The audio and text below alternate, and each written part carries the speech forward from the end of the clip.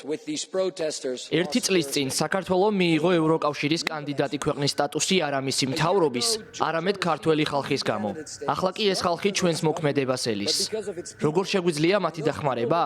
დავასანქციროთ ქართული ოცნების ლიდერები. მათ მხოლოდ სიმდიდრე ადარდებთ.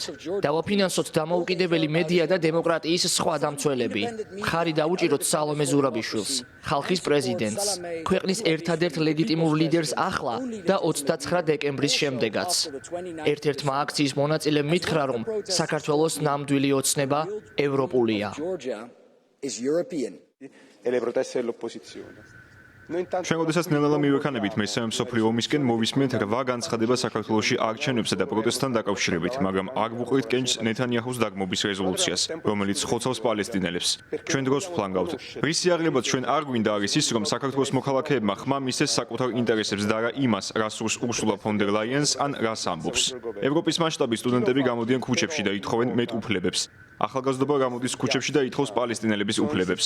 ევროკავშირი ფოკუსირებულია საქართველოზე, სადაც ახლახან აირჩიეს მთავრობა და იქ ახალისებენ სხვა ინტერესებს მათ, ვინც უფრო მეტად ნატოზე ზრუნავს. ჩვენ გვჭირდება ორმხრივი ურთიერთობები, ვიდრე სხვების მიმართ მუქარა და ზეწოლა.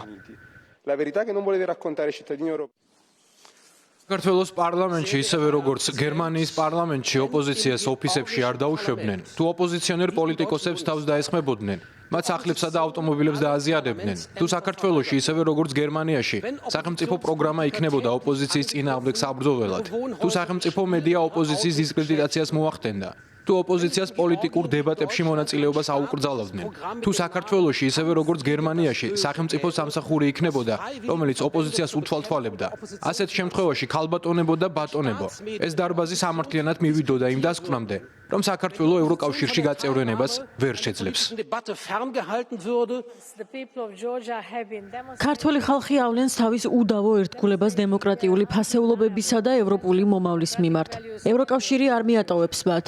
ჩვენ გავაძლიერებთ მხარდაჭერას სამოქალაქო საზოგადოებასა და დამოუკიდებელი მედიის მიმართ, რათა მათ გააგრძელონ მუშაობა ამ გადამწყვეტ პერიოდში. კიდევ უფრო გავაუმჯობესებთ კომუნიკაციას. ის, რასაც ჩვენ დღეს ამ პანელიდან ვაკეთებთ, არის ის, რომ ვაგზავნით გზავნილს. ქართველ ხალხს უნდა გავუგზავნოთ მხარდაჭერისა და ევროკავშირის უწყვეტი ერთგულების ძლიერი მესიჯი. ქართულ ოცნებასთან კი ხაზი უნდა გაუსვათ მისი ქმედებების ფასს.